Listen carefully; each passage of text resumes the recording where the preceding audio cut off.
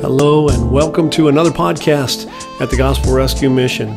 You know, every now and then I get the opportunity to go down and just visit with some of the residents, and if I've got a microphone with me or a camera with me, we can pick up on some great conversations. About a year ago, I was able to visit with a young man named Schuyler Donovan, and he has been with us ever since. And so what I'd like to do is we'd like to do in this podcast a contrast between that early interview that we did with him about a year ago, and then we'll follow that by an interview that I got to do with him just the other day and really get to hear what's gone on in Skyler's life. So with that being said, let's listen to a year ago interview with Schuyler Donovan. So, Schuyler, tell me about what your stay been like this time around at the mission. Well, once I decided to give it a full opportunity to let it work and change my life, it's been one of the greatest things that's ever happened to me because, I'm letting it fully clean me up from the inside out, and a lot of changes that I never thought were possible are being done in my life, and so I appreciate it a lot. And now, you've been here before. Yeah. About how many times would you say you've been in and through our program? Oh, I've been through the program about 3 or 4 times. Okay. And I think this time I'm really giving it my full. Yeah, I definitely got a better feel about this time coming through, and you know, just the energy, your place you're at in your life now is a different place than where you've been before. I'm again in my office with the great privilege of talking to one of my friends and somebody I have a great deal of respect for, Mr. Schuyler Donovan. We've done some earlier podcast work, just some conversations about, has it been about a year now? It's been about a year now. Yeah. And I guess so we get this great opportunity to do a little follow-up. And I guess one of the things that I really would like to hear from you, Schuyler, you know, you've been at this sobriety thing for a minute now. You know, you've done really good, man. And you're one of the guys that I'm super proud of. Give me an idea of what is keeping you moving forward. What's the stuff that's keeping you moving forward every day? When you get up every day, what motivates you right now? I think ultimately it's that active participation in my recovery and Christianity in itself. Sometimes we can get stagnant and we think, why me and why is this stuff going on? But unless I'm participating and being a better person, I'm not really open for change. Right. And so Christianity itself, maybe if you can double click on that for a minute, and how is it that Christianity itself is really being part of that? How's it responsible for that? Well, I've been involved in addiction and stuff like that, and so the first way out of that is the 12 steps of NA and AA, and so right in the 12 steps, it mentions God and a higher power, and so the Lord has blessed me with being able to see past that and just seek Him. Right. Awesome. That's awesome. So now rather than just talk about a higher power conceptually, you have come to know the highest power. You've come to have a relationship with the God of the universe, and that has empowered you because God gives you a strength and gives you a relationship, gives you a something that has a person behind it, and not just a conceptual theism of sorts, right? Right. When I was out there in the streets and stuff like that, and before I had gotten saved, and before I had, stepped my foot in the door of recovery, I was just this lifeless individual. And, now that I have some time clean and I have, I've seen that, well, God is alive, when before it didn't even feel so. It's hard to tell somebody who's living a life of addiction that they're really not even living yet, that they're so broken that it's not life, and yet that's the truth. It's just hard to communicate that to them without sounding judgmental or without sounding somehow unchristian in saying it. You being a Christian today, and really, how long have you got sober in you right now? I'm working on my 18 months. 18 months, man, and you're experiencing a life today that you hadn't experienced before, a genuine life, a life that's whole and rich, and becoming richer and wholer as time goes on. What would you say to the past Schuyler, the guy who's still out there in his addictions? I mean, address that person. Tell what would present Schuyler say to past Schuyler? First of all, I was so confused at what being a responsible, productive individual had looked like. And so, my idea of having things all together was having a bunch of money in my pocket and a place to live and a wife and kids and stuff like that.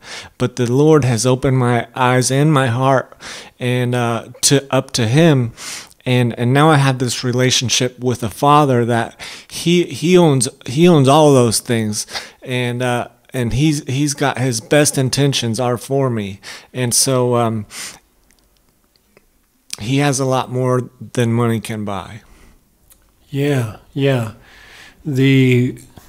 The stuff that money can't buy, but that you're experiencing now. You don't have a pocket full of money, although you have an income, and you have more money probably now than you've had in a long time, because you've gotten a job, right? Right.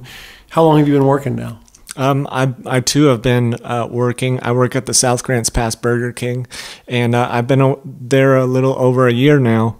And when I had got the job, I was beating feet on the streets, and I was looking for a job that was high paying, and I didn't have to work that hard. But the Lord, He kind of, in His own way, He pointed me to go to Burger King, and since I've been there, I've been able to be used by Him to other people, and also He's been showing me things about myself that I needed to know.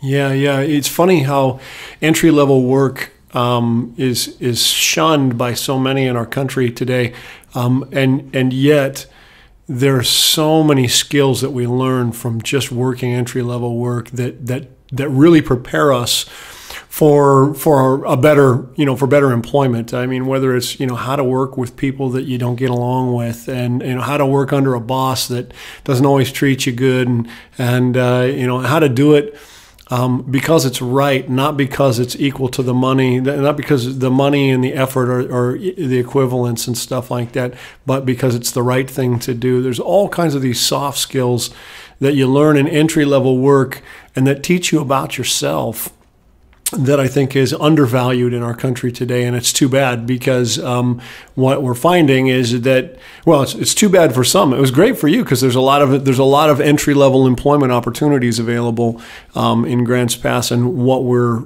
grateful for is that so many of the business community are willing to take a risk and a chance on somebody from the Gospel Rescue Mission and say, man, yeah, I'll give them a shot. What they know about you guys coming from the mission is you're sober. They all know you can work, and we all know that you got a group of people supporting you and working with you on issues like attitude and hygiene and all these kinds of things that that the average guy off the street may not even think about. And so, boy, I mean, it's just been such a pleasure to see you change, brother, and to see what the Lord's doing in your life. So again, let me bring you back around to the question. So I'm past Schuyler. I'm the guy out there. Maybe I'm having lunch right now at the St. Vincent de Paul food truck, and I'm thinking, well, I'm getting a meal today. And you can't tell me that I'm not in a good spot. I got my fix for the day. While I was here, I was able to find one of my drug buddies and get what I needed for the day, and maybe give them what they needed for the day, and whatever our exchange rate was. And but I'm listening to this. Somebody's got a boombox playing. Somebody's got something playing. I'll listen to the podcast of the Gospel Rescue Mission. What would Schuyler Donovan have to say to that guy? Say, why should I consider staying at the mission? Well, there's a difference between kicking the door open and demanding God's love, and then allowing for the Lord to open those doors and give you love. And so, for example, I had no place to go, and I lived because I had nothing to do and no place to go, I lived from ashtray to ashtray. So smoking cigarettes was my thing to do. And, it was that instant gratification, like I had something to do and like I was somebody. And so for anybody going to the soup kitchen, that instant gratification's fine for the moment, but when you're going home at night, it's you're still stuck by yourself. And being here at the Gospel Rescue Mission, we have this band of brothers here, and I have learned how to be a productive and active member of society, and I no longer have to walk behind people strangely, feeling like I fit in. I actually get to walk down the street proudly, and people honk and wave at me, and people say hi, and it picks my head up when my head was on the ground staring for cigarette butts. Brother, I don't know how I would say it any better than that. You know what? I love you so much, man. I just love seeing what the Lord's done in your life and what He's continuing to do. And I look forward to continuing to see the changes that God's making in your life, man. There are so many people that we've gotten a chance to see come through here over the years that we didn't always have the privilege of having a microphone to put in front of them and talk. And so I'm so grateful that you've taken the time today to spend some time with us. And I hope that maybe that person who's out there might hear what you're saying and go, you know what? I want what Skyler's got, man. I want to see that chance. Some of them maybe go, I know Skyler. I used to use with Skyler, or whatever. And I used to be where he's at, or I am where he was. And I want to see something different, man. And I'm hoping that hearing this, they're going to find some hope and maybe consider, maybe the Gospel Rescue Mission's worth a shot for me. A lot of voices, a lot of former residents, people who didn't follow the program for whatever reason, are out there naysaying against us at times. And so what I love is for guys who are doing it well and been doing it for a minute with us, and who can say, you know what, this is what the Gospel Rescue Mission, what God has done for me through the Gospel Rescue Mission here in this place. And again, we're proud of you, brother, and thank you for taking the time to spend some time with us in front of a microphone, man. Thank you. Awesome. And that's our podcast. Remember to hit the subscribe button, and that way you'll stay current with all of our new podcasts coming up, and make sure that you share them with your friends. You can also follow us on Facebook, and you can always stay current with what's going on at the Gospel Rescue Mission by checking in at our website at grantspassmission.org. Don't forget, if you'd like to support the mission, you can always just click the donate page and go directly there. We love anything that you can give. Really goes a long way for supporting us here at the Gospel Rescue Mission. God bless you all for listening, and thank you again. Have a great day.